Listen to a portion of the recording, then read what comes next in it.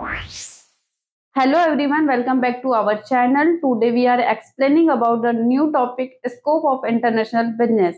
तो आज हम बात करेंगे स्कोप ऑफ इंटरनेशनल बिजनेस की। मैंने प्रीवियस वीडियो में आपको features of international business read करवाया था। अगर आपको प्रीवियस वीडियो में जाके फीचर्स ऑफ इंटरनेशनल बिजनेस आप वॉच करना चाहते हैं तो आप प्रीवियस वीडियो में जाके वॉच कर सकते हैं। ठीक है, तो आइए हम बात करते हैं स्कोप ऑफ इंटरनेशनल बिजनेस की।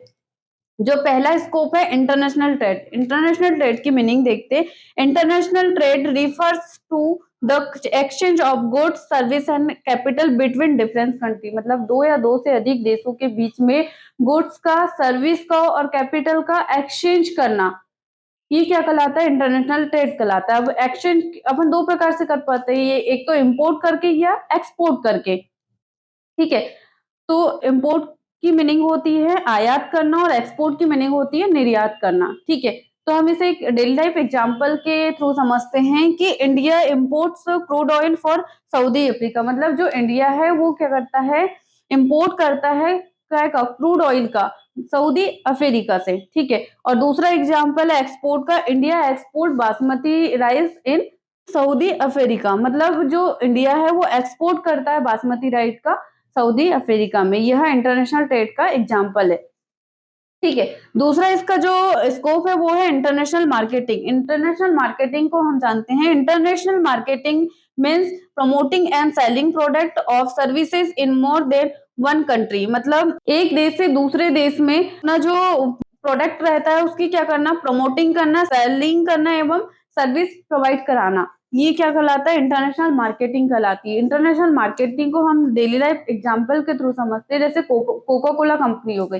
कोका कोला कंपनी एक इंटरनेशनल कंपनी है। ठीक है, तो ये क्या रहता है? 200 प्लस देशों में इसका इसका बिजनेस होता है। या ठीक है, तो इसमें जो मतलब 200 प्लस जो कंट्रीज है उसमें क्या रहता है? हर देश के जो पीपल रहते हैं उनका टेस्ट अलग रहता है, वहाँ का कल्चर अलग रहता है।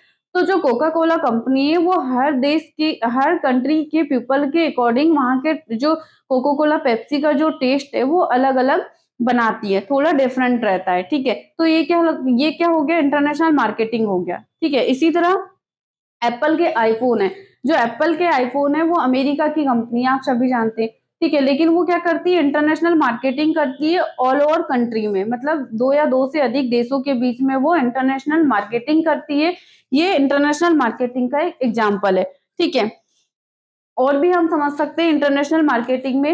इंटरनेशनल मार्केटिंग में क्या होता है? जैसे फॉर एग्जाम्पल के लिए हम कोई एक पेन की मैन्युफैक्चरिंग कंपनी स्टार्ट कर रहे हैं, तो उसमें क्या रहता है कि हम ये पेन की प्रमोटिंग करेंगे पहले, फिर इसको प्रमोटिंग करेंगे, इसकी सेलिंग करेंगे और इसकी सर्विस प्रोवाइड करेंगे। मतलब इस पेन की क्वालिटी बताएंगे कि इसमें कौन कौन से कंटेन हमने यूज करके इसे मैन्युफैक्चरिंग किया है, इसकी क्वालिटी क्या है ना, ये इसके बारे में अपने को प्रमोट करना रहेगा पहले इंटरनेशनल मार्केटिंग में। उसके बाद ही तो अपना जो पेन रहेगा वो सेल होगा। ठीक है, तो ये एग्जाम्पल है इंटरनेशनल मार्केटिंग का। ठीक है, थर्ड इसका जो स्कोप है वो है इंटरनेशनल इन्वेस्टमेंट। इंटरनेशनल इन्वेस्टमेंट में क्या रहता है कि अदर कंट्री में, है ना, मतलब जैसे इंटरनेशनल मार्केटिंग हम कर रहे हैं तो उसमें क्या रहेगा कि अदर अदर डिफरेंट कंट्री में ऑफिस ओपन करना, ब्रांचेस ओपन करना, है ना, या फ्रेंचाइजिंग ओपन करना, ये इंटरनेशनल इन्वेस्टमेंट कहलाता है। ठीक है, इंटरनेशनल इन्वेस्टमेंट का हम एग्जाम ये दो प्रकार से कर सकते हैं। एफडीआई इन्वेस्टमेंट होता है एक, और एक होता है एफपीआई इन्वेस्टमेंट। तो एफडीआई इन्वेस्टमेंट जो है वो है foreign direct investment. Foreign direct investment का की मीनिंग होती है कि जो फॉरेन इन्वेस्टर रहते वो डायरेक्ट कंपनी में इन्वेस्टमेंट करते।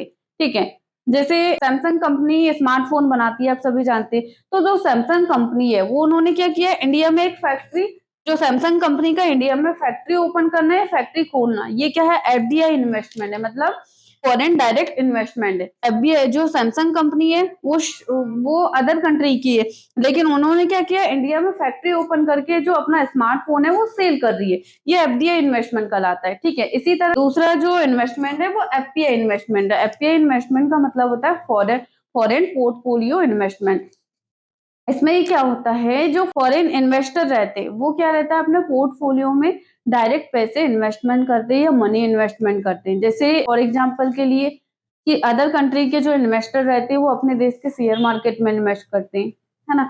या फिर शेयर मार्केट में इन्वेस्टमेंट करना उनका, या फिर किसी बॉन्ड परचेज करना। जैसे आप सभी आज की कंडीशन में क्या रहता है, जो गोल्ड परचेज होता है वो बॉन्ड के थ्रू भी होता है, कि बॉन्ड के थ्रू इसमें बेनिफिट ये रहता है कि आप आज का जो गोल्ड रेट है उसमें आपने गोल्ड परचेज कर दिया, उसमें मिनिमम से मैक्सिमम तक आप कर सकते हैं, ठीक है?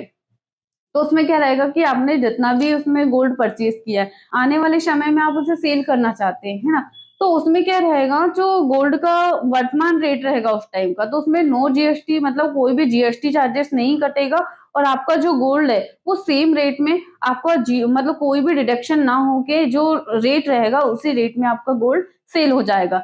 ये क्या, या म्यूचुअल फंड में इन्वेस्टमेंट करना, है ना? मतलब किसी भी कंपनी के आपने शेयर्स खरीद लिए, है ना?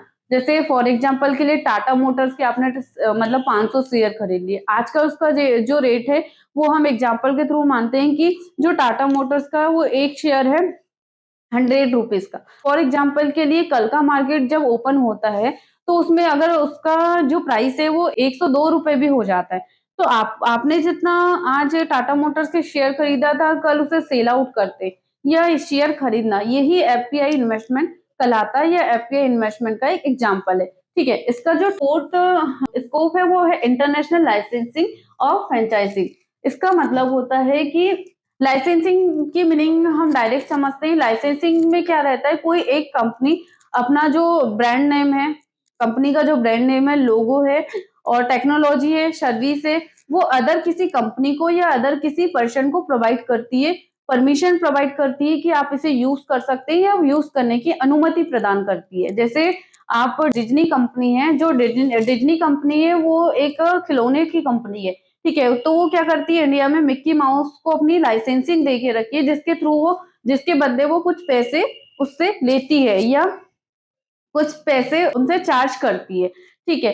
तो जिस इसमें क्या रहता है, जो डिज्नी कंपनी का लोगो है, जो वहाँ की टेक्नोलॉजी है, वो मिक्की माउस यूज करके फिर वो मैन्युफैक्चरिंग करके खिलौनों की फिर वो वहीं के मार्केट में या अदर कंट्री में उसे सेल करता है, ठीक है? दूसरा एग्जाम्पल है लाइसेंसिंग का। लाइसेंसिंग का दूसरा एग्जाम्पल है, जैसे फॉर एग्जाम्पल के लिए कोई एक बड़े लेवल का एनजीओ है, वो क्या करता है, अपना अपना जो मोटो रहता है, अपना जो लोगो रहता है, वो किसी अदर एनजीओ को प्रोवाइड करता है, तो वो क्या करता है, अपनी लाइसेंसिंग प्रोवाइड करता है, ठीक है? उसी तरह दूसरा है फ्रेंचाइजिंग। फ्रेंचाइजिंग का मतलब होता है कि कोई एक कंपनी अपना पूरा का पूरा बिजनेस मॉडल किसी अदर कंपनी को या अदर पीपल को मतलब यूज करने के लिए या पूरा का पूरा शॉप देती है, वो फ्रेंचाइजिंग कहलाती है। जैसे फ्रेंचाइजिंग का आप एग्जाम्पल हम समझते हैं कि डीमार्ट हो गया। डीमार्ट के क्या है, अलग अलग प्लेस पे अलग अलग लेआउट बने हुए हैं, तो उसमें क्या रहता है, जो प्रोडक्ट रहते हैं, है ना, जो प्रोडक्ट रहते हैं और जो वहाँ के मतलब जो फूड की टेस्ट रहता है वो तो सेम रहता है, लेकिन वो क्या रहता है, उन्होंने फ्रेंचाइजिंग दे रखी है, तो कोई भी व्यक्ति उनकी फ्रेंचाइजी लेके अदर प्लेस में उसको ओपन करके फिर वहां पे अपना बिजनेस कर सकता है, ठीक है? इसी तरह डोमिनोज पिज्जा को देख लीजिए आप। ये डोमिनोज एक फूड फ्रेंचाइजी है, तो इसमें क्या रहता है, जो डोमिनोज के अलग अलग लेआउट बने हुए हैं उसमें क्या रहता है कि आपका जो फूड का टेस्ट रहेगा वो क्या रहता है, वहाँ के कल्चर के अकॉर्डिंग रहता है। अगर आप जैसे आप फॉर एग्जांपल मैगी का समझ लीजिए। मैगी अगर इंडिया के अगर डोमिनोज रहेगा, जो मैगी बनाएगा इंडिया में यहाँ के कल्चर और यहाँ के पीपल के टेस्ट के अकॉर्डिंग बनाएगा, ठीक है? अगर इसी तरह दूसरे कंट्री में वो मैगी बनाता है तो वहां का जो टेस्ट रहेगा वहां के कल्चर के अकॉर्डिंग रहेगा। तो ये क्या क्या करता है, जो डोमिनोज है उन्होंने फ्रेंचाइजी दे रखी है, ठीक है? तो ये क्या है, फ्रेंचाइजिंग का एग्जाम्पल है, ठीक है? इसी तरह जो पांचवा स्कोप है इसका, वो है ग्लोबल इन्वेस्टमेंट। ग्लोबल इन्वेस्टमेंट में क्या रहता है कि ग्लोबल इन्वेस्टमेंट का मतलब ये रहता है कि मतलब आपकी जो कंपनी है उसकी एक बड़ी पहचान बन सकी है, वो एक मतलब उसका जो कंपटीशन है वो वर्ल्ड वाइड कंपनी के कंपनी से हो रहा है। मतलब आपकी कंपनी ने एक ऐसी पोजीशन प्रोवाइड, मतलब एक ऐसी पोजीशन पा ली है कि वो जो वर्ल्ड वाइड जो बिजनेस करेगी वो क्या रहेगा, एक बिजनेस समझ के ही करेगी। मतलब ये रहता है कि इसमें जैसे फॉर एग्जांपल के लिए आईफोन है। आईफोन एक क्या है, ग्लोबल कंपनी है, है ना? तो ग्लोबल कंपनी का मतलब ये रहता है कि आप पूरे वर्ल्ड वाइड में जब अपने प्रोडक्ट सेल कर रहे हैं तो उनका जो क्वालिटी रहेगी, है ना, वो पूरे वर्ल्ड वाइड सेम रहेगी। जैसे आईफोन अगर आप वर्ल्ड वाइड कहीं भी परचेज करते हैं तो उसकी जो क्वालिटी रहेगी, है ना, उसके जो फीचर्स रहेंगे वो ऑल वर्ल्ड सेम रहेंगे। ठीक है, तो ये क्या है, ग्लोबल इन्वेस्टमेंट है। आई होप कि आपको यह वीडियो समझ में आया होगा। अगर आपको इस वीडियो में कोई भी डाउट लगती है तो आप कमेंट्स के द्वारा हमें बता सकते हैं। Thank you for watching this video.